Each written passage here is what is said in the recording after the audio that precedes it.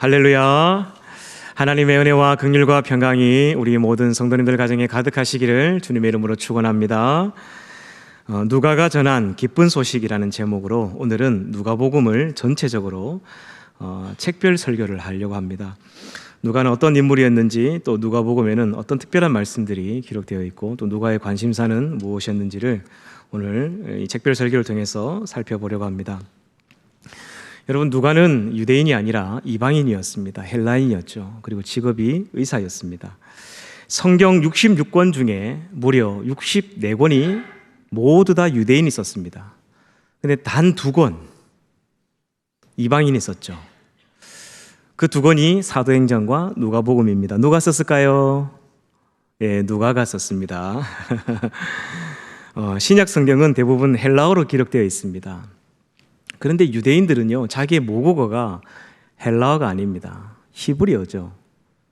근데 이 히브리어를 쓰는 사람이 헬라어로 된 이 성경을 기록한다는 건 굉장히 어려운 작업이었어요. 하지만 이 누가는요, 이게 모국어예요. 헬라어가 자기 나라 말이죠. 자기 나라 말로 예수님의 이 행적들을 조사하며 기록하다 보니까 다른 성경보다도 그 문체가 굉장히 섬세하고 미려합니다. 그리고 문장력이 탁월해요. 누가의 글을 읽으면 마치 그게 상상이 됩니다. 그림 언어라고 하죠. 저도 설교할 때에 이 그림 언어를 쓰려고 노력을 많이 합니다. 설교하면 이 내용이 여러분의 머릿속에 이게 상상이 될 수 있도록. 근데 이게 굉장히 어려운 작업이에요. 그래서 성화를 그리는 화가들도 이 누가복음의 영감을 굉장히 많이 받습니다. 그래서 누가복음을 읽고 성화를 그리는 사람들이 많아요. 참 놀라운 것은요, 누가는 예수님의 직계 제자가 아닙니다. 12제자 중에 속한 제자가 아닙니다. 무슨 이야기죠? 예수님을 직접 눈으로 본 적이 없다는 거예요. 예수님의 육성의 설교를 단 한 번도 들어본 적이 없어요. 그런데 놀랍게도 예수님의 직계 제자였던 마태, 마가, 요한이 기록한 것보다 더 세밀하게 예수님의 행적들이 기록되어 있습니다. 그래서 너무 섬세하다 보니까 나중에 이 누가복음을 누가 썼는가 신학자들이 연구하다가 이거 누가가 쓸 수가 없다.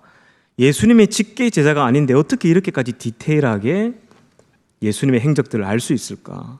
무려 예수님의 직계 제자가 쓴 책에도 나오지 않는 특별한 이야기들이 너무 많은 거예요. 한 30가지가 넘는 거예요. 그래서 이게 누가가 쓸 수가 없다. 이거는 예수님의 직계 제자만이 쓸 수 있다 해서 논란이 많았는데 결국 누가의 글이 맞다고 결론이 내려졌죠. 그만큼 12사도는 아니었지만 예수님을 가장 세밀하게 기록했습니다. 생각해보면 여러분, 서울 가본 사람보다 안 가본 사람 말이 이긴다는 말이 있죠, 속담에. 그래서 아마 누가는 오히려 예수님의 제자들보다 더 예수님에 대한 행적들을 열심히 조사했던 것 같습니다. 여러분, 개인적으로 여담입니다만 시간이 나실 때에 종이에다가 내가 아는 예수님에 대하여 한번 쓸 수 있는 한 최대한 한번 써보세요. 예수님이 하셨던 일들, 내가 알고 있는 예수님의 행적들, 또 예수님이 어떤 분이신지를 한번 자유롭게 아무 글이나 한번 써보세요. 제가 써보니까 아무리 쥐어짜내도 A4 용지 한 장을 쓰기가 힘들어요. 예수님에 대해서는 굉장히 많이 알고 있다고 생각했어요. 예수님에 대한 행적들을 저는 설교하는 사람이다 보니까 더 많이 알고 있다고 생각했는데 이 A4 용지 한 장을 넘어가기 힘들었습니다. 그리고 나서 이 누가복음을 봤어요. 누가복음을. 대단한 거예요. 예수님에 대한 행적들을 이 24장 안에 빽빽하게 기록합니다. 예수님의 제자 마태가 기록한 마태복음보다 장수는 4장이 작지만요, 그 내용은 훨씬 더 많은 것들을 포함하고 있어요.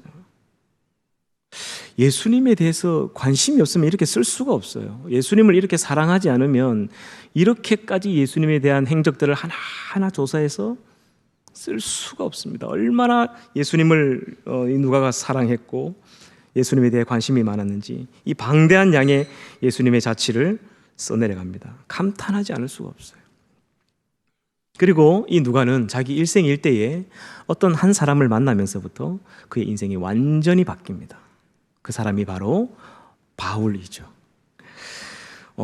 이 누가는 먼저 말씀드렸지만 의사였습니다. 버가모라는 지역에 가면 이 아스클레피우스라는 신전이 있습니다. 이 치료의 신이 모셔져 있는 곳이죠. 여기에 의사를 양성하는 양성소가 있습니다. 지금으로 말하면 의과대학이죠. 그리고 병원도 있어요. 여기에서 의사 누가가 활동하다가 이 바울이 몸에 지병이 있다 보니까 자주 이 병원을 찾았던 것 같아요. 그러다가 이 누가를 만나게 되고 예수님의 복음을 그에게 전해준 것입니다. 그런데 그는 의사로서 평안한 삶을 살 수 있는 그 모든 것을 내려놓고 예수님을 만난 그날로부터 결단합니다. 자기의 남은 삶은 예수 그리스도의 복음을 위해 살겠다. 여러분, 이 사도 바울과 의사 누가의 만남은요, 일생일대의 만남이 됩니다. 신약 성경 27권 중에 무려 51%를 이 두 분이 다 기록해요. 51%. 여러분 별로 안 놀라시네요. 놀라운 이야기인데 엄청난 업적을 남깁니다. 이 사람이 누구를 만나느냐가 참 중요한 것 같아요. 일생일대에. 의사로서 모든 삶이 보장되었지만 그 모든 기득권을 내려놓고 이런 내 인생을 변화시켜준 예수 그리스도의 이 구원의 복음을 한 사람이라도 더 많은 사람에게 전해야 되겠다라는 이 사명감으로 글을 쓰기 시작합니다. 예수님의 행적들을 조사하기 시작하고, 그래서 오고 오는 세대에 2000년이 지났지만 하나님께서 이 누가복음을 통해서 수많은 사람들이 하나님께로 지금도 돌아오게 하고 있죠. 그 누가의 이름이 루카스, 빛나다이죠. 정말로 하나님은 그 이름처럼 그 삶을 하늘의 별처럼 빛나게 하셨습니다. 여러분, 우리가 살아가며 누구를 만나느냐가 굉장히 중요한 문제인 것 같습니다. 저와 여러분의 인생에서 예수님을 만났다는 것은요, 일생일대의 사건입니다. 할렐루야. 우리는 인생에 가장 가치 있는 분을 만난 것입니다. 누가의 결단처럼 우리의 삶에도 예수 그리스도를 만나고 새로운 결단이 있으시는 2026년 한 해가 되시기를 주님의 이름으로 축원합니다. 누가는 이 누가복음을 기록하면서 이것을 왜 기록했는지, 어떻게 기록하게 됐는지를 오늘 함께 읽은 본문에 보면 그 의도를 담고 있습니다. 누가복음 첫 장 첫머리에 이렇게 기록하고 있죠. 우리 1장 1절 2절을 보겠습니다. 우리 중에 이루어진 사실에 대하여. 예수님의 이 이야기는 사실이죠. 이 사실에 대하여 2절에 처음부터 목격자와 말씀에 일꾼된 자들이 굉장히 많았다는 거죠. 전하여 준 그대로 내력을 저술하려고 붓을 든 사람이 많았다라고 기록합니다. 그러니까 예수님에 대한 목격자도 많았고, 예수님에 대한 이 이야기를 이 붓을 들어서 글로 남기려는 사람도 굉장히 많았다는 거죠. 그런데 그 뒤에 누가가 하고 싶었던 이야기가 빠져 있죠. 무슨 이야기일까요? 붓을 든 사람도 많았고, 예수님에 대한 글도 많았고, 목격자도 많았는데 자기 마음에 안 들었다는 거예요. 자기가 다 조사해보고 읽어보는데 뭔가 다 부족하다는 거예요. 그래서 자기가 예수님에 대한 이 행적들을 근원부터 조사해서 다시 쓰기 시작했다는 이야기를 하고 있습니다. 3절을 볼까요? 그 모든 일을 근원부터 자세히 미루어 살핀 나도 데오빌로 각하에게 차례대로 써 보내는 것이 좋은 줄 알았노니. 이 직업이 의사다 보니까 굉장히 사람이 철저합니다. 계획적이고 섬세하죠. 그래서 정말로 이 사람은 예수님에 대한 이 종적을 근원부터 찾기 시작합니다. 여러분, 마태복음을 시작할 때 그 예수님의 족보를 아브라함부터 시작해서 찾습니다. 근데 이 누가는요, 그 아브라함 위에도 누가 있다는 걸 알게 되죠. 그 아버지가 있겠죠, 데라. 그 위에 또 누가 있고, 그 위로 계속 올라가 보니까 아담이 나오는 거예요. 그리고 그 아담 위에는 하나님이 계신다.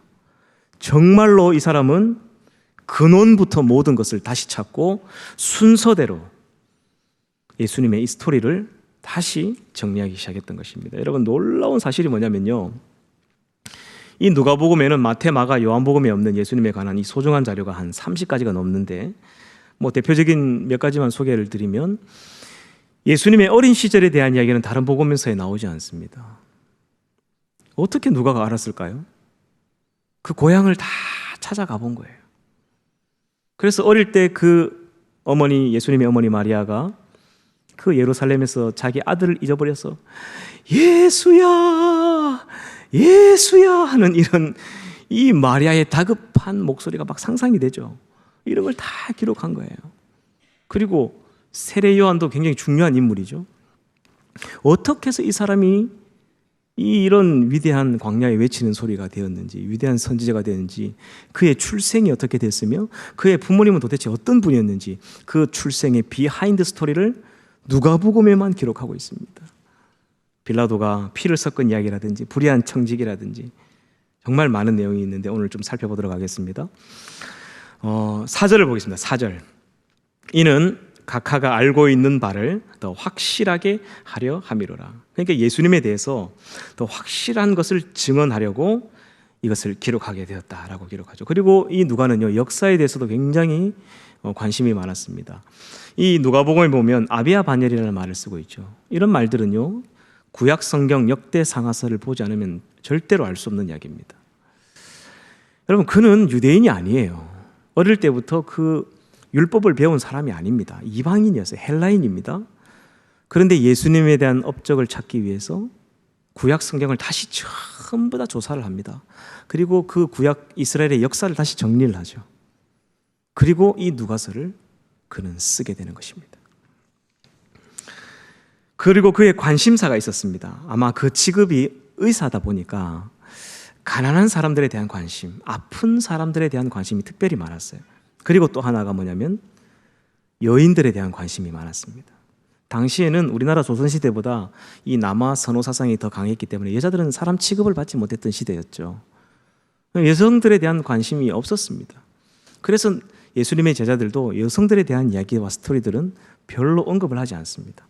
근데 이 누가는요, 그런 소외된 사람들, 특별히 이 멸시받는 여인들과 세리들, 창기의 이야기들, 이런 예수님의 업적들까지도 다 찾아서 보여주고 있죠. 그래서 이 누가가 바라본 예수님은 어떤 예수님이냐면, 누가가 예수님의 삶을 다시금 정리하면서 그가 만난 예수님은 어떤 예수님이냐면 죄인들을 찾으시는 예수님, 그리고 소외된 자들에게 하나님의 사랑과 은혜를 베푸시는 그런 예수님의 모습을 그가 본 것이죠. 그래서 이 누가복음을 당시에 가난한 사람들이 읽었다면 정말 많은 사람들이 위로와 힘을 얻었을 것입니다. 오늘 많은 이야기들이 있지만 한 4가지 정도만 제가 소개하고 오늘 말씀을 마치도록 하겠습니다. 첫 번째는 이방인을 소중하게 여기시는 하나님에 대한 모습을 그는 이야기했습니다. 예수님의 첫 번째 설교가요, 이방인에 대한 설교였습니다. 마태는 예수님의 첫 번째 설교를 산상수훈, 마태복음 5장에 나오는 산상수훈인 것처럼 이야기하지만 이 누가가 찾아보니까 예수님의 첫 번째 설교는 그 설교가 아니었던 거예요. 나사렛 회당에서 자기 동네 사람들한테 설교를 했는데 그때 그 본문이 뭐냐면 이사야 61장이고 그 제목이 뭐냐면 은혜의 해였다라는 거예요. 그 내용이 뭐냐면, 핵심적인 이야기만 말씀드리자면, 하나님이 택한 백성이라고 우월감에 차 있는 유대인들은 버림받고 이방인들은 구원을 받았다는 이야기를 한 거예요. 동네 사람들이요, 화가 머리 끝까지 나서 예수님을 죽이려고 하죠. 그 내용이 뭐냐면, 엘리야 시대 때 많은 그 과부들이 있었지만 아무도 은혜를 받지 못하고 구원받은 사람은 이 두로와 시돈, 저 이방 땅에 있는 사르밧 과부 한 사람이 구원을 받았다는 거예요. 그리고 엘리사 때는 이스라엘에도 많은 나병 환자들이 있었지만 아무도 치유를 받지 못하고 수리아 사람 나아만 장군만이 그 회복을 함을 얻었다는 거예요.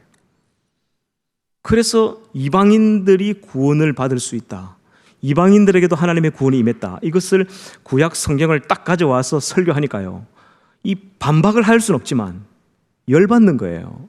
그래서 어떻게 하죠? 예수님을 죽여버리려고 합니다. 낭떠러지로 막 밀고 가죠. 이런 놈은 죽여야 된다 그래가지고. 여러분, 예수님의 설교가요, 잘 된다, 복 준다, 이렇게 좋은 이야기하는 그런 설교가 아니었던 것 같아요. 기득권들, 많이 가졌던 사람들에게는요, 그 사람들을 굉장히 기분 나쁘게 하는 설교였고, 택한 백성이라고 우월감에 차 있는 유대인들에게는요, 그들의 가슴을 찌르는 설교였습니다. 그래서 그 예수님을 절벽으로 밀어 넘기려고 할 때에 예수님이 너무 다급해가지고 능력을 사용해서 빠져나오죠. 예수님이 능력을 사용해서 위협을 빠져나오는 것은 여기가 처음이자 마지막 이야기입니다. 이런 것까지, 유일한 장면까지 누가가 다 기록했다는 것이죠. 그래서 예수님의 설교가 너무 격해서 빌라도 보고서에 보면 그 예수님에게 부탁을 하죠. 제발 설교를 할 때 너무 그르치는 설교, 뭐라 하는 설교 좀 하지 말고 백성들에게 좀 맞춰서 살살 좀 해달라, 이런 부탁을 했다고 하죠. 빌라도 보고서에 보면. 자, 그리고 두 번째, 사마리아 사람들에 대한 관심이 많이 있었습니다. 문둥병 환자 10명을 고쳐준 사건 기억하시죠? 10명을 고쳐줬는데 감사하다고 인사로 온 사람이 어느 지역 사람이라고 그랬죠? 딱 한 사람 있었는데 사마리아 사람 한 사람밖에 없었다는 거예요. 그리고 그 유명한 선한 사마리아인의 비유도 누가복음에만 나옵니다. 왜 그럴까요? 누가는 이방인이었습니다. 헬라인이었죠. 근데 나머지 마태, 마가, 요한 이 제자들은 유대인들이었습니다. 사마리아 사람을 어떻게 생각하는 사람들이었죠? 이거는 이방인보다 더 못한 사람으로 생각했습니다. 이 개와 돼지와 똑같은 존재로 취급했던 사람이죠. 왜 그렇습니까? 전쟁이 났는데 그 사마리아 지역의 모든 남자를 다 죽여버린 거예요. 그 이방인들이 쳐들어와서. 그리고 남자들을 다 죽여버리니까 거기가 이제 자녀들이, 그 나라가 유지가 안 되니까 그 이방인 남자들이 들어와가지고 자기 마음에 드는 여자들을 마음대로 겁탈하며 아내로 삼아가지고 그렇게 해서 사마리아 땅이 된 거예요. 그러니까 일제 식민 지배 때 일본 사람들과 일본 순사들이 이 한국 땅에 와가지고 마음대로 여자들을 겁탈해가지고 자식을 낳아서 한 마을을 이루고 살고 있는 지역이 있다. 여러분, 독립투사들이 가만두겠습니까? 이런 사람들을. 유대인들이 볼 때 사마리아 사람들이 그런 사람들이었던 거예요. 용서할 수 없는 사람. 그래서 마태복음에나 마가복음에나 요한복음에는 섬한 사마리아의 비유가 나오지 않습니다. 누가복음에만 나오죠. 그런데 누가가 볼 때는 이 예수님의 비유는 촌철살인의 너무너무 위대한 말씀이다. 그리고 예수님의 특별한 대화법을 볼 수 있는 정말 중요한 말씀이라는 것을 기억하고 이것을 기록하죠. 그 선한 사마리아의 이야기를 보면 한 율법 교사가 예수님께 찾아옵니다. 레위인이죠, 레위인. 레위인이 찾아와서 예수님께 질문합니다. 예수님, 무엇을 하여야 영생을 얻을 수 있습니까? 하니까 예수님에게 탁월한 대화법이 나오죠. 예수님은 항상 질문을 한 그 사람의 입에서 먼저 답이 나오게 합니다. 너는 어떻게 생각하느냐 물어보죠. 율법에 무엇이라고 기록되었으면 너는 어떻게 생각하느냐. 이게 예수님의 대화법이에요. 여러분도 한번 사용해 보세요. 원래 질문을 하려고 딱 찾아오는 사람은 자기 속에 사실 답이 있어요. 자기가 내린 답. 이 사람은 어떻게 이야기하는지 그걸 좀 알아보려는 그런 심리가 사실 있죠, 그죠? 학교에서 아이들도 선생님이 질문한 아이들은요, 자기 속에 이거에 대한 답을 사실 알고 있어요. 선생님이 똑같은 답을 말하는지를 궁금해하는 거죠. 그래서 질문하는 거예요. 그래서 예수님은 항상 질문하는 그 사람 입에서 답이 먼저 나오게 합니다. 그래서 예수님이 물어보죠. 너는 어떻게 생각하느냐 하니까 이 율법교사가 이렇게 말합니다. 마음을 다하고 뜻을 다하고 힘을 다해 하나님을 사랑하고 이웃을 내 몸처럼 사랑하라 하였나이다 하니까 예수님 딱 이렇게 합니다. 내 말이 옳도다. 예수님은 항상 칭찬합니다. 첫 번째는 어떤 대답을 하든지 네 말이 옳도다. 항상 예수님이 칭찬하십니다. 그리고 나서 뒤통수를 때려버리죠. 이게 예수님의 대화법입니다. 그런데 이 율법교사가 한 번 더 질문합니다. 하지 말았어야 되는데. 비아냥거리며. 그러면 예수님, 누가 우리 이웃입니까? 어떤 사람이 우리 이웃입니까? 이렇게 비아냥거리듯이 예수님께 툭 질문을 합니다. 그때 예수님이 이렇게 이야기합니다. 예루살렘에서 여리고로 내려가던 한 사람이, 이 유대인이 강도를 만났다. 죽어가는데 제사장도 지나치고 너처럼 레위인도 그냥 지나치고 가버렸다. 그런데 사마리아인이, 그 유대인이 경멸하는 사마리아인이 유대인을 살려주고 치료해주고 여관에 데려다서 자기 돈을 다 내서 고쳐줬다. 율법교사야, 이 세 사람 중에 누가 너의 이웃이냐? 답을 어떻게 이야기해야 됩니까? 3번 사마리아인입니다. 이게 답이죠. 근데 이 말을 죽기보다 하기 싫은 거예요. 그래서 어떻게 대답하죠? 이 율법교사가, 이 레위인이 어떻게 대답하죠? 자비를 베푼 자니이다. 그러니까 예수님 뭐라고 하죠? 가서 너도 이와 같이 하라. 아주 막 뒤통수를 갈겨버립니다. 예수님께서. 예수님의 설교는요, 이 한마디로 사람을 그냥 죽였다 살렸다 하죠. 촌철살인. 이 육회 상쾌 통쾌한 이 선한 사마리아의 이야기를 누가복음에만 기록하고 있습니다. 놀랍죠? 세 번째, 참 많은 여인들의 이름을 다 찾아냈습니다. 당시의 여인들은 이름이 중요하지 않았습니다. 그래서 대부분의 여인들의 이름을 그냥 다 마리아로 부르세요. 마리아. 우리나라 철수 영희, 뭐 영숙이, 뭐 금자, 흔한 이름 있죠. 이게 마리아라는 이름이었죠. 그래서 마리아만 해도 세 사람이 나옵니다. 막달라 마리아, 베다니 마리아, 예수님의 어머니 마리아, 요한나, 수산나, 여러 사람들의 여인의 이름을 다 찾아냅니다. 여인들의 이름을 다 찾아서 이 사람이 어떤 사람인지를 정확하게 기록합니다. 여러분 찬송가 211장에 값비싼 향유를 주께 드린, 그 다음에 누구죠? 막달라 마리아. 사실 막달라 마리아가 아닙니다. 베다니 마리아죠. 이 찬송가가 잘못된 겁니다. 어떻게 알 수 있죠? 누가복음을 보면 알 수 있습니다. 그러니까 누가는 여인들의 이름까지 정확하게 기록한 거예요. 워낙 마리아가 많이 나오니까 이 작곡자가 조금 헷갈렸어요. 막달라 마리아. 또 윤지실 목사가 또 이거 틀렸다더라 하면서 막 가서 그렇게 하지 마시고 그냥 조용히 여러분만 아시면 됩니다. 그래 제가 이제 누가한테 집에 가서 누가 집에 신방을 가가지고 왜 그렇게 여인들에 대해 관심이 많았느냐, 뭐 다른 사람들도 할 수 있는데 왜 여인들을 이렇게 소중하게 생각했냐 제가 물어봤죠. 그러니까 누가가 하는 이야기가 뭐냐면, 윤 목사님, 인구의 절반이 여자 아닙니까? 그러면 예수님의 복음이 절반은 여자들한테 가야 될 텐데 당연히 여인들이 중요하죠. 소중하죠. 남자들만 마태, 마가, 요한 다 읽어보세요. 여자들의 이야기는 수 다 빼버렸습니다. 그래서 저는 인구의 절반인 50%가 이 복음을 듣게 하기 위해서 여인들에 대해서 전에 썼다는 거예요. 그리고 또 한 가지 이유가 있다는 거예요. 가난한 사람들에 대해서 많이 쓰길래 제가 물어봤어요. 왜 좀 돈 많은 사람도 좀 쓰고 정치인도 쓰고 좀 이런 것도 좀 쓰지 왜 하필 이 가난한 사람들, 병든 사람들, 세리, 창녀 이런 이야기만 중심적으로 썼나 물어보니까 예수님 인구의 절반의 80%가 가난한 서민들입니다. 잘 사는 사람 몇 프로나 됩니까? 80%가 가난한 사람들이에요. 그래서 저는 그 가난한 자들에게 이 복음이 전해지기를 원했습니다. 하나님의 은혜의 해가 그들에게 전해지기를 원했습니다. 이야, 제가 신방을 하다 박수를 쳤어요. 너 대단하다. 이야, 그런 뜻이 있었구나. 제가 은혜를 받고 왔습니다. 자, 마지막 네 번째, 소외된 자들을 긍휼히 여기시는 하나님을 그는 소개합니다. 이게 주 관심사들이었죠.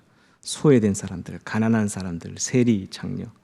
특별히 이 누가복음에 나오는 비유 중에 중요한 비유가 있습니다. 탕자의 비유. 여러분, 이 탕자의 비유는 다른 복음서에는 나오지 않습니다. 자기 아버지를 배신하고 칼을 찌르고 도망을 가버린 그 아들을 하염없이 동구 밖에 나가서 오늘 오는지 내일 오는지 기다리는 그 아버지의 마음이 곧 우리 하나님 아버지의 마음이다라는 것을 이 비유를 통해서 누가는 알려주기를 원했던 것이죠. 여러분, 신약 성경에 이 탕자의 비유가 없었다면 얼마나 삭막했을까요? 또 그리고 집 나간 가출한 청소년들이 이 탕자의 비유가 없었다면 어떻게 다시 돌아올 용기를 냈겠습니까? 너무 중요한 말씀인데 다른 복음서에는 빠져 있습니다. 부자와 나사로의 이야기. 그 부자는 집안에서 떵떵거리며 삽니다. 근데 이 가난한 이 거지 나사로는 그 대문 앞에서 음식물 쓰레기통을 뒤지면서 그 부스러기를 먹으면서 겨우 살아가요. 헌대를 핥으며. 근데 죽고 나서 둘 다 부자는 지옥으로 가죠. 나사로는 아브라함의 품에 안겨서 천국으로 갑니다. 부자가 따지죠. 왜 나는 지옥에 왔습니까? 내가 너에게 돈을 주고 너에게 부를 준 것은 너 혼자 잘 먹고 잘 살라고 준 것이 아니라 가난한 자들을 위로하고 그들을 도우라고 줬는데 너는 부자가 왜 부자가 됐는지를 모르는 어리석은 사람이다. 그래서 하나님께서 그를 지옥으로 보내버리죠. 이런 이야기를 가난한 자들이 들었을 때는, 이런 예수님의 메시지를 가난한 80%의 서민들이 들었을 때는 어땠을까요? 그야말로 위로가 되었을 거예요. 그래서 누가는 이런 이야기들을 다 기록하죠. 그리고 사마리아시 여리고동에 살고 있는 성은 사기오, 이름은 게오라는 사람의 이야기를 이 누가복음에만 기록합니다. 누구라고요? 이름이? 네, 사개오.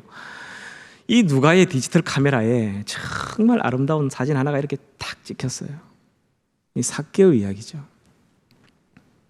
무려 사마리아에 살고 있는 사람입니다. 근데 그 사마리아인 중에서도 가장 경멸하는 세리라는 직업을 가진, 백성들의 고열을 빨아서 자기 잘 먹고 잘 사는 이 악한 세리의 이야기를 누가는 아름답게 쓰고 있죠. 누가가 볼 때는 그랬던 것 같아요. 하나님은 당연히 저 세리와 창녀는 지옥 갈 수밖에 없다라고 생각하고 있었던 그 유대인들에게 뒤통수를 후려친 겁니다. 이 이야기를 통해서 저들은 죄인이지만 구원받을 수 있다라는 것을 이 말씀을 통해서 메시지를 전하고 싶었던 거예요. 그 당시에 전쟁으로 남편을 일찍 여인다든지, 그리고 남편과 이혼을 하게 되면요, 그 당시에 여인들은 먹고 살 수 있는 일을 할 수가 없었습니다. 할 수 있는 게 딱 하나밖에 없었죠. 몸을 파는 것. 그래서 그 당시에 이 창기들은 그 생계를 위해서 그 몸을 바친 사람들이 꽤 많았습니다. 어쩔 수 없이. 지금처럼 여인들이 일을 할 수 있는 시대가 아니었죠. 그래서 그 예루살렘에서 한 4km 떨어진 달동네에 가면, 베단이라는 곳에 가면 그 문둥병 환자들과 너무 가난했던 창기들이 모여 살았던 것이죠. 예수님의 마음을 가장 편안하게 해준 집, 예수님이 사역하다가 주무실 곳을 찾다가 예수님을 가장 두 발 뻗고 자게 했던 곳은요, 그 바리새인들의 대저택이 아닙니다. 사두개인들의 떵떵거리는 집이 아니었습니다. 가장 천한 천민의 그 문둥병 환자의 집, 창기의 막달라 마리아, 베다니 마리아의 집이었던 것이죠. 그래서 삭개오에 대한 이야기를 누가가 쓰고 있는데요, 참 감동이 되죠. 그 당시에 이 여리고동에 정말 많은 사람들이 살고 있었고, 너무나 많은 사람들이 예수님을 만나고 싶어 했는데 예수님께서 딱 한 사람을 만나줬습니다. 삭개오를 만나줬죠. 왜 그랬죠? 누가는 알고 있었던 거예요. 이 삭개오가 얼마나 예수님을 만나기 위해 온 힘을 다했는지. 세리의 장이라고 그랬습니다. 세리의 장. 세리의 장은 세리를 하다가 한 30-40년 지나야 올라갈 수 있는 자리입니다. 그 당시에 로마 사람들의 평균 수명이 45세입니다. 45세가 되면 다 죽어요, 남자들이. 조금 많이 살면 50세, 조금 더 살면 한 60세까지는 사는, 그때 그 당시의 평균 수명이었습니다. 근데 이 세리의 장이 되기 위해서는 최소한 50세가 넘어야 된답니다. 그러니까 이 삭개오의 나이는 할아버지 중에도 상할아버지, 지금으로 말하면 한 90세 정도 되는 어른이에요. 그런데 그 마음속에 한평생 돈을 위해 살아왔는데 너무 공허하고 친구가 없어서 외로운 삶을 살다가 자기와 똑같은 일을 하던 이 마태가 예수님의 제자가 되었다는 소식을 듣고 그 예수님이 어떤 분인지를 너무 만나보고 싶어 했던 것 같아요. 자기의 이 솔직한 이야기, 이 외로움의 이야기를 한번 터놓고 이야기를 하고 싶었던 것 같아요. 근데 그 여리고라는 곳은 굉장히 큰 지역입니다. 실제 여러분 그 여리고의 그 성지순례를 가보면 어마어마한 도시예요. 예수님이 동쪽에서 오실지 서쪽에서 오실지 북쪽에서 오실지 어떻게 알아요? 뭐 당시에 핸드폰도 없고 삐삐도 없고 포스트, 임영웅이 온다면 포스트가 어디 온다고 붙죠, 그죠? 맨날 몇 시에. 이찬원이 온다면 그 바로 그 언제 오는지 알지 않습니까? 장소를 알지 않습니까? 예수님이 언제 어디서 올지 아무도 몰라요. 무슨 이야기죠? 삭개오는 매일같이 나가서 기다렸다는 거예요, 예수님을. 매일같이. 오늘은 오시나 내일은 오시나. 그 90세가 되는 상할아버지가, 그 모든 지위와 모든 권력을 다 갖고 있는 사람이 그 예수님 한 번 만나기 위해 기다렸다는 거예요. 그리고 예수님이 오셨을 때 예수님이 보이지 않으니까 그 뽕나무 위로 올라갑니다. 키가 작았다는 표현은 당시에 이 장애인 수준의 사람들에게 했던 표현이라고 하죠. 장애인. 유대인들에게는 구원받지 못하는 사람이 몇 종류가 있어요. 세리와 창기, 장애인. 이 구원받지 못하는 사람들이었죠, 당시에.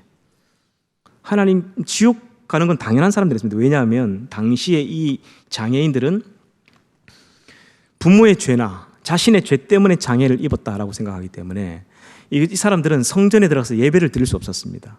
부정한 사람들이기 때문에. 그래서 이 장애를 가진 사람들은 자기 속에 컴플렉스가 있어요. 나도 구원받고 싶은데, 나도 아브라함의 자손 되고 싶은데, 자기는 구원받을 수 없다는 절망 속에 살아야 됐던 사람들입니다. 이런 삭개오를 알아보시고 예수님께서 그의 이름을 불러주시죠. 예수님이 그의 이름을 불러주기 전까지는 수많은 사람들이 욕을 합니다. 참 나이나 먹고 노망이 났나, 죽을 때가 됐나 하면서 막 돌을 집어 던지고 욕을 했죠. 근데 예수님이 딱 그의 이름을 불러주는 순간부터 분위기가 싸해집니다. 사람들이요, 예수님을 욕하기 시작합니다. 그리고 그 죄인의 집에 같이 밥을 먹으러 들어가는 거예요. 사람들이 그 삭개오를 욕하던 사람들이 예수님의 등기에다가 막 욕을 퍼붓습니다. 저것도 스승이냐, 저것도 예수라는 사람이냐, 실망합니다. 그런데 예수님께서 그 모든 비난을 자기 등으로 다 받아내고 삭개오 집으로 가죠. 그리고 삭개오에게 딱 두 마디 합니다. 너도 구원받을 수 있어. 너도 아브라함의 자손이야. 그날 삭개오가요, 통곡하며 울었을 거예요. 평생 자기 가슴 속에는 자기는 장애인이기 때문에 나는 구원받을 수 없다, 나는 세리이기 때문에 구원받을 수 없다는 절망이 있었거든요. 자기도 아브라함의 후손, 유대인이라서 아브라함의 후손이 되고 싶은데 자기는 사마리아 사람으로서, 자기는 아브라함의 후손으로서 인정받을 수 없다는 그 절망감. 그런데 그 두 가지를 예수님께서 그 자리에서 해결하시죠. 그리고 그 삭개오가 예수님을 만난 그 이후로 180도 자기 인생이 바뀌어집니다. 여러분 주변에 예수님을 만나고 180도로 인생이 완전히 바뀐 사람이 많이 계신가요? 저는 별로 찾아보지 못했어요. 예수님을 딱 만난 그날 자기 전 재산을 예수님께 바치고 인생을 하나님께 걸고 목숨 걸고 복음 전하러 다니는 사람 여러분 본 적이 있습니까? 그렇게 예수님을 많이 만났지만 변화된 사람이 생각보다 많이 없어요. 근데 삭개오는요, 자기 모든 전 재산을 그냥 다 바친 거예요. 그게 토색한 자에게 4배나 갚겠다는 건요, 다 토색한 재물인데 다 바치겠다는 뜻이죠.